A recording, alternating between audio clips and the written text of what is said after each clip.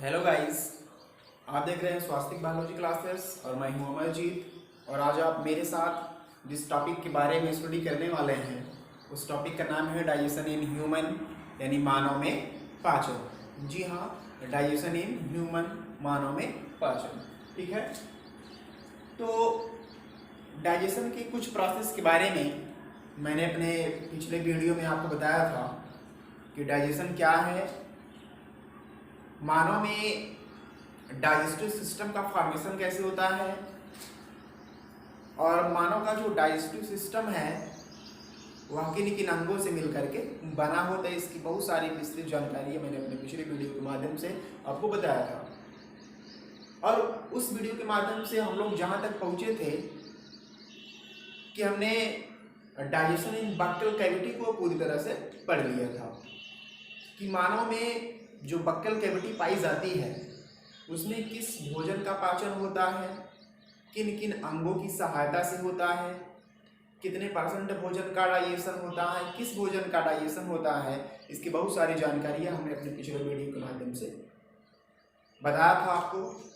अगर आपने पिछला वीडियो नहीं देखा है तो उसके लिए आप सबसे पहले चैनल को सब्सक्राइब कर लीजिए ताकि जो भी पुराने या नए वीडियो हों वो आप तक पहुँचते रहें।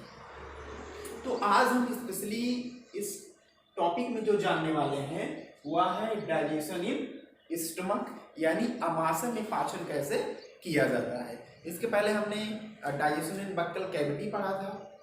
तो डाइजेशन इन बक्कल कैविटी में मैंने आपको बताया था कि बक्कल कैविटी में जो है कार्बोहाइड्रेट का डाइजेशन प्रारंभ होता है किस एंजाइम की सहायता से, टालिन एंजाइम की सहायता से। ठीक, तो टालिन एंजाइम निकलता कहाँ से, मैंने आपको बताया था कि मानव में बक्कल कैविटी के अंदर 3 पेयर्स श्राविक ग्लैंड्स प्रेजेंट होती हैं, जिनमें एक पैरोटिड होती है, दूसरा आपका सबमैंडिबुलर होता है और तीसरा आपका सबलिंगुअल होता है। तो उसमें से जो पैरोटिड ग्लैंड्स होती है वह टालिन नामक एंजाइम्स को स्रावित करती है, जिसके द्वारा बक्कल कैविटी में कार्बोहाइड्रेट को डाइसैकेराइड्स में कन्वर्ट कर दिया जाता है और लगभग 30% कार्बोहाइड्रेट को वहाँ पर डाइसैकेराइड में कन्वर्ट कर दिया जाता है। ठीक है, तो उसके बाद जो भोजन का डाइजेशन होता है वह होता है कहाँ, स्टमक में। तो आज हम इसी स्टमक के बारे में पूर्ण रूप से आपको बताएंगे कि स्टमक में डाइजेशन कैसे किया जाता है। तो यहाँ आप देख रहे हैं total digestive system of human beings, मानव का कंप्लीट पाचन तंत्र है जो माउथ टू एनस रनिंग किया हुआ है। ठीक, इसे अगर टोटल लंबाई की आप बात करें तो 8 to 10 मीटर होती है, जिसमें निम्नलिखित अंग पाए जाते हैं। सारी डिटेल जानकारी आपको बताई गई है। तो उस दिन मैंने बताया था डाइजेशन इन बक्कल कैविटी कि बक्कल कैविटी में कैसे डाइजेशन होता है। बक्कल कैविटी में कार्बोहाइड्रेट का डाइजेशन हो गया है। अब जो अनडाइजेस्ट फूड मटेरियल्स बचे हुए हैं यह यहाँ से चलना प्रारंभ करेंगे और चलते हुए सबसे पहले कहाँ पहुँचेंगे, ओसोफेगस में पहुँचेंगे, ग्रसनी में पहुँचेंगे। ठीक, तो एक बात आप ध्यान से जानिए कि जो भोजन होता है यह सीधे आमाशय तक नहीं आता, बल्कि कैसे आता है, स्लो मोशन में जो है गति करते हुए धीरे धीरे आमाशय तक पहुँचता है। ठीक, जो ओसोफेगस होती है वो लगभग 25 सेंटीमीटर की लंबी एक मस्कुलर ट्यूब होती है, पेशीयुक्त नलिका होती है, जिसकी पेशियों में क्या होता है, मूवमेंट होता है। कौन सा मूवमेंट होता है इसकी पेशियों में, पेरिस्टाल्टिस मूवमेंट होता है। कौन सा, क्रमाकुंचन गति होती है। ठीक है, तो जो ओसोफेगस यहाँ आपका दिख रहा है, इस ओसोफेगस की जो मसल्स हैं वह एक बार कॉन्ट्रैक्ट करती हैं और एक बार रिलैक्स करती हैं, यानी एक बार फैलती हैं और एक बार सिकुड़ती हैं। तो ग्रसनी की जो दीवारें होती हैं उनके फैलने और सिकुड़ने का जो प्रोसेस होता है उसको आप क्या बोलते हैं, पेरिस्टाल्टिस मूवमेंट बोलते हैं, क्रमाकुंचन गति बोलते हैं। ठीक है, तो यहाँ से जो भोजन है यहाँ पेरिस्टाल्टिस मूवमेंट करते हुए धीरे धीरे कहाँ आता है, स्टमक में आता है। कहाँ जाता है, स्टमक में आ जाता है। अब जो भोजन स्टमक में आया है उसमें क्या क्या है, मैंने आपको बताया है कि आप जो भोजन खाते हैं उसमें कार्बोहाइड्रेट होता है, प्रोटीन्स होती हैं, विटामिन्स होता है, फैट होता है, मिनरल होता है और वाटर होता है। ठीक है, उनमें से मैंने आपको बताया बक्कल कैविटी में जो कार्बोहाइड्रेट है उसका 30% डाइजेशन हो गया है। आप यह भी जानते हैं कि डाइजेशन केवल कार्बोहाइड्रेट, फैट और प्रोटीन्स का किया जाता है, जिसमें से कार्बोहाइड्रेट 30% डाइजेस्ट हो गया है इन बच्चों कैविटी में। फिर जो प्रोटीन्स, फैट और बचा हुआ जो 70% कार्बोहाइड्रेट है वह पेरिस्टालसिस मूवमेंट के थ्रू आता है कहाँ, स्टमक में, आमाशय में। ठीक, अब उसी स्टमक में हमको पढ़ना है कि स्टमक है क्या और स्टमक में कैसे भोजन का डाइजेशन किया जाता है, किन प्रोसेस के द्वारा किया जाता है। तो ध्यान से देखिए, बने रहिए आप लास्ट वीडियो तक। यहाँ आप देख रहे हैं डाइजेशन इन स्टमक, जो आज हम शुरू करने वाले हैं। तो सबसे पहले आइए हम स्टमक के बारे में जान लेते हैं। स्टमक, आमाशय, आमाशय क्या है, कहाँ प्रेजेंट होता है, कैसे संरचना होती है और इसका फंक्शन क्या होता है। ठीक है, तो स्टमक की अगर आप बात करें तो स्टमक क्या है, एक एलिमेंट्री कैनाल का एक पार्ट है। एलिमेंट्री कैनाल का एक पार्ट, ठीक है। इसकी लंबाई जो है लगभग 25 सेंटीमीटर की होती है। स्टमक की अगर लेंथ की आप बात करें तो स्टमक की लेंथ कितनी होती है, लंबाई कितनी होती है, लगभग 25 सेंटीमीटर, 25 सेंटीमीटर। ठीक, और जो स्टमक होता है यह एलिमेंट्री कैनाल का सबसे चौड़ा भाग होता है। ठीक है, जिसको आप पेट भी कहते हैं। तो एलिमेंट्री कैनाल का सबसे चौड़ा, लगभग 25 सेंटीमीटर लंबा, डायफ्राम के ठीक बाईं ओर स्थित एक थैली आकार की जो संरचना होती है उसको आप क्या कहते हैं, स्टमक कहते हैं, आमाशय कहते हैं। क्लियर। अब जो आपका आमाशय है इसके निम्नलिखित 3 भाग होते हैं, जिसके सबसे ऊपर वाले भाग को हम कहते हैं कार्डियाक पार्ट, मिडल पार्ट को हम कहते हैं फंडिक पार्ट, और जो थर्ड पार्ट होता है इसका नाम क्या है, पाइलोरिक पार्ट। ठीक, इसमें स्टमक के कितने पार्ट हैं, कार्डियाक, फंडिक और पाइलोरिक। सबसे ऊपर का जो है कार्डियाक, नीचे का फंडिक, और सबसे थर्ड की जो पार्ट होता है उसको हम क्या कहते हैं, पाइलोरिक पार्ट ऑफ स्टमक। ठीक, ये आपका ओसोफाइगस यानी यहाँ का पार्ट है, ये आपका डुओडेनम यानी यहाँ का पार्ट है। तो इसी की संरचना को आप यहाँ देख पा रहे हैं, कार्डियाक, फंडिक, पाइलोरिक के 3 पार्ट्स हैं किसके, स्टमक के। ठीक, और अगर आप स्टमक का टीएस काट करके देखें तो उसमें कुछ लेयर्स पाई जाती हैं, कुछ स्तरों से मिल करके बना होता है जो आपका स्टमक होता है। तो यहाँ आप देख रहे हैं लेयर ऑफ स्टमक। तो आइए देखते हैं जो आमाशय आपका स्टमक है उसमें कौन कौन सी लेयर पाई जाती है। ठीक, देखते रहिए। सबसे पहली जो लेयर होती है स्टमक की, सबसे पहली लेयर का नाम क्या होता है, सेरोसा होता है। ठीक, जिसके द्वारा म्यूकस का सिक्रीशन किया जाता है, श्लेष्मा का स्रावण किया जाता है। थर्ड आपका जो है वह है मसल्स लेयर, मांसपेशियों का बना हुआ सबसे मोटा स्तर होता है। थर्ड जो लेयर है उसका नाम क्या है, सब म्यूकोसा। सब म्यूकोसा जो होती है उसमें जो है जो ग्लैंड्स होती है वहाँ नहीं प्रेजेंट होती है। ग्लैंड्स के अलावा क्या क्या प्रेजेंट होता है इसमें होता है ब्लड वेजल्स और लिम्फ वेजल्स। जी हाँ, इसमें रुधिर वाहिनियों और लसिका वाहिनियों का घना जाल पाया जाता है। तो क्वेश्चन में पूछा भी जाता है कि वह कौन सी लेयर है जिसमें ब्लड वेजल्स और लिम्फ की वाहिनियां पाई जाती हैं, तो वह कौन सी लेयर है, सब म्यूकोसा की लेयर है। ठीक, तो फर्स्ट हो गया आपका सेरोसा, सेकंड हो गया मसल्स लेयर और थर्ड हो गया आपका सब म्यूकोसा। और जो फोर्थ लेयर है उसका नाम क्या है, मस्कुलैरिस। ये सबसे लास्ट लेयर होती है इसकी स्टमक की। उस जो मस्कुलैरिस की लेयर होती है अब उसी में पाई जाती है क्या, गैस्ट्रिक ग्लैंड्स। ठीक है, दूसरी जो ग्लैंड्स है गैस्ट्रिक ग्लैंड्स, जठर ग्रंथि, वह पाई कहाँ जाती है, मस्कुलैरिस वाले पार्ट में। आमाशय के किस भाग में गैस्ट्रिक ग्लैंड्स पाई जाती है, मस्कुलैरिस में।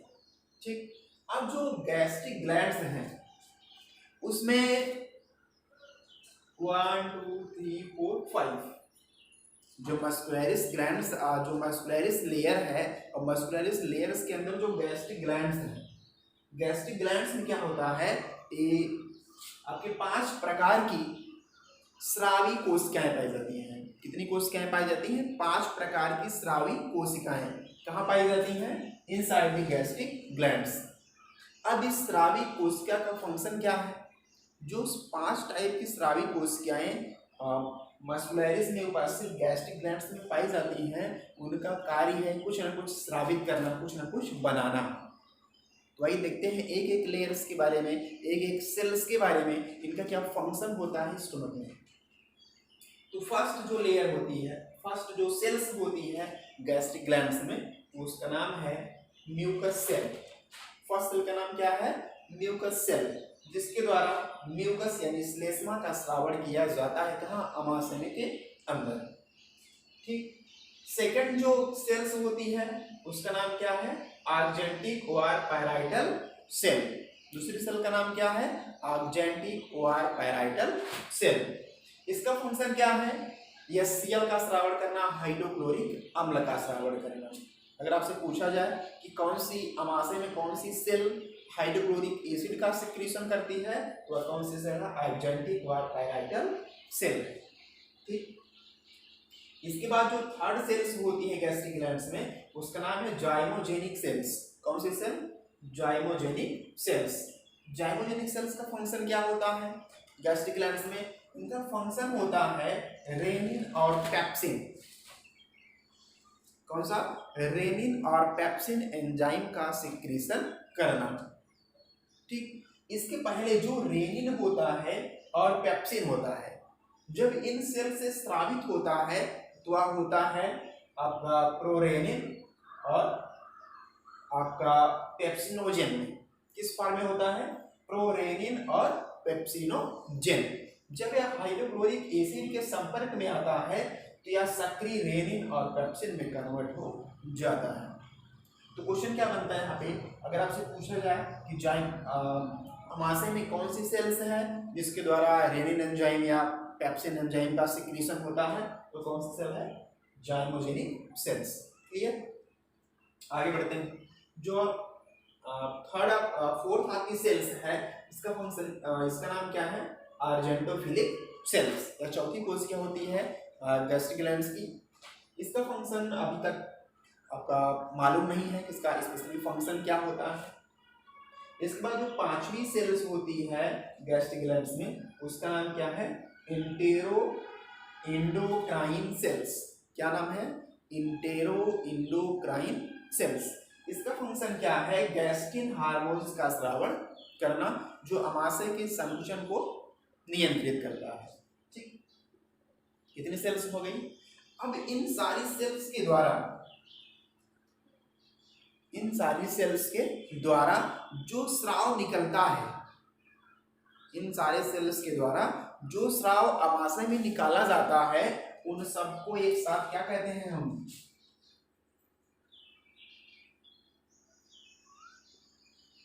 Gastric juice. इन सारे सेल्स के द्वारा जो सिक्रेशन अमाशय में निकाला जाता है उसका नाम क्या है? गैस्ट्रिक जूस, अग्नाशयी जठर रस कहते हैं उसको। ठीक, सॉरी, इसका नाम क्या है? गैस्ट्रिक जूस या जठर रस। जठर रस कहाँ से निकलता है? गैस्ट्रिक ग्लैंड से निकलता है। गैस्ट्रिक ग्लैंड्स में कहाँ से निकलता है? इन सारी सेल्स के द्वारा निकलता है। ठीक, इतना फंक्शन आपका क्लियर हुआ? आइए आगे देखते हैं।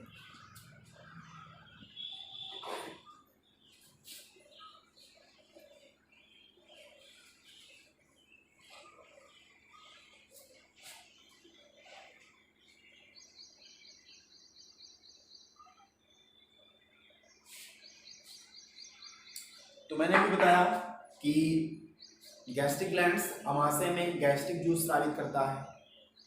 तो जो गैस्ट्रिक जूस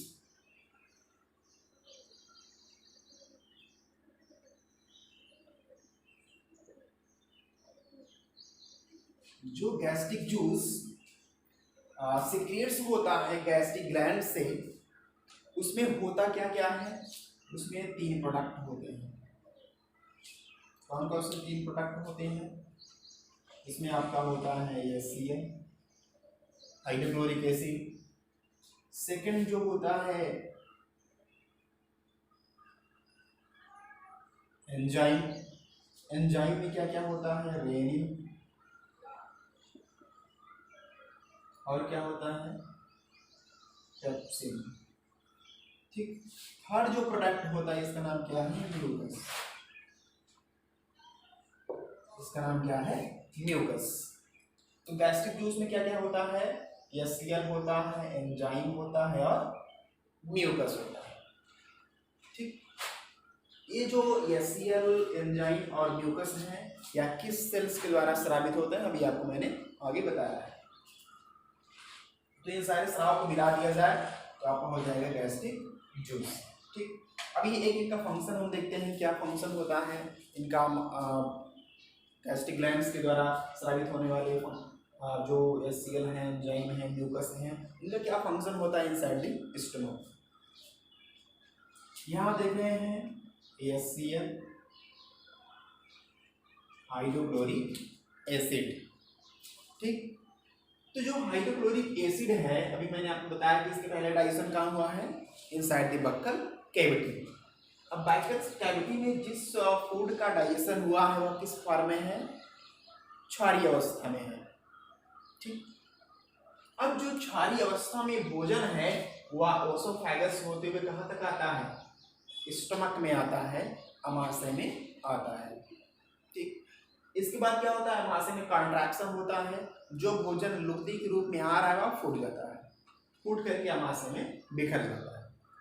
बिखरने के बाद हाइड्रोक्लोरिक जो एसिड होता है या भोजन में जाता है और भोजन को क्षारीय से अम्लीय माध्यम में परिवर्तित कर देता है। ठीक, जैसे ही जो एसीएल है भोजन में मिलता है, भोजन में मिलने के बाद मैंने आपको बताया है कि जो रेनिन और पेप्सिन एंजाइम है यह जब सिक्रिएट्स होते हैं किस फॉर्म में होते हैं, पेप्सिनोजन और प्रोरेनिन के फॉर्म में।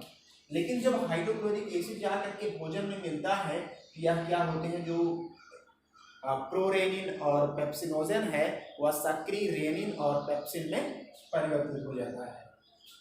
फिर करते क्या है कि उस भोजन में जो प्रोटीन्स होती हैं उस प्रोटीन को अमाशय में, देखिए क्या हो रहा है, अमाशय में जो प्रोटीन है वह पेप्सिन एंजाइम्स की सहायता से इसमें कन्वर्ट होता है, पेप्टोन्स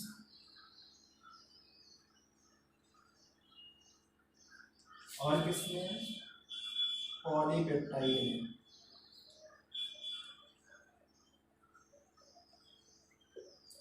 ठीक, तो अगर आपसे पूछा जाए कि स्टमक में किसका डाइजेशन स्टार्ट होता है, तो जी हाँ, स्टमक में प्रोटीन का डाइजेशन स्टार्ट होता है।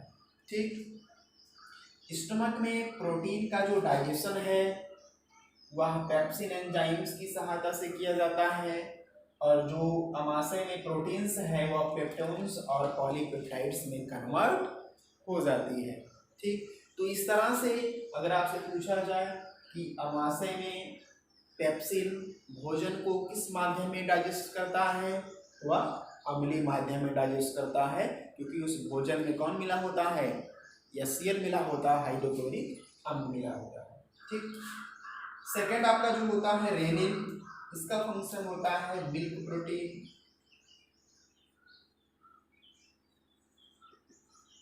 रेनिन का फंक्शन क्या है, मिल्क प्रोटीन को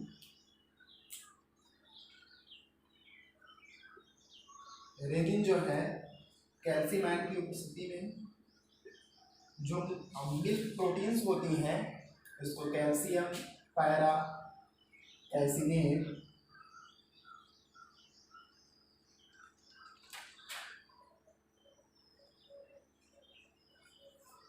किसमें कन्वर्ट कर देता है, कैल्शियम पैरा कैल्सिनेट में कन्वर्ट कर देता है। ठीक, तो स्टमक में क्या हुआ, जैसे भोजन स्टमक में आया गैस्ट्रिक ग्लैंड्स के द्वारा गैस्ट्रिक जूस का सिक्रीशन हुआ।